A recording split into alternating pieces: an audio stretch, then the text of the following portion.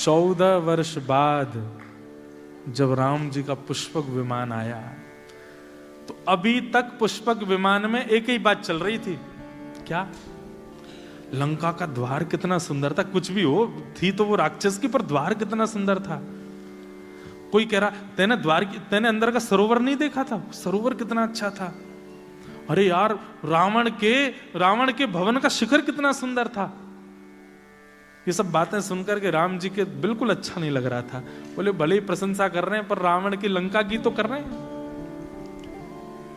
इतने में अयोध्या समीप आया। दूर से राम जी ने जैसे देखा अपनी नगरी को, अपनी मातृभूमि चाहे कैसी भी हो अच्छी लगती है ना। दूर से जैसे ही राम जी ने कहा, राम जी बोले हनुमान, लक्ष्मण, ये सामने ये कौन सी नगरी है?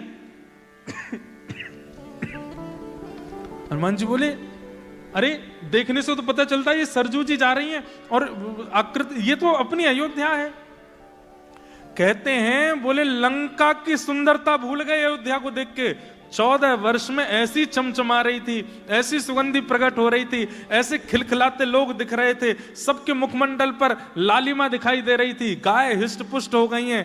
राम जी के प्रकट होते ही गायों के थन से अपने आप दुग्ध की धार बहने लगी। सरजू जी का जल दुग्ध युक्त हो गया था।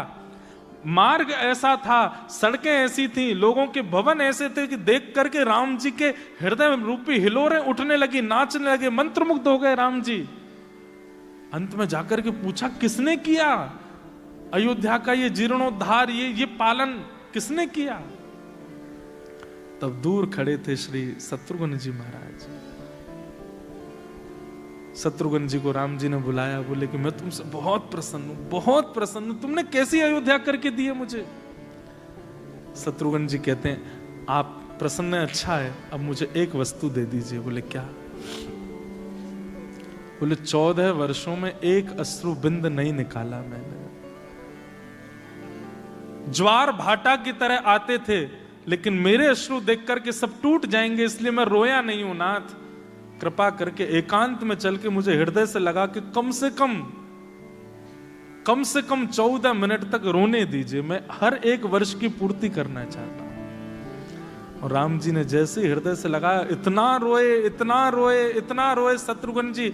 उस समय पता चला कि ये 14 वर्षों तक हंसते खिलखिलाते शत्रुघ्न जी में इतना विरह था, लेकिन इनके विरह से सब व्याकुल हो जाएंगे, इसलिए अपने विरह को रोक करके बैठे थे।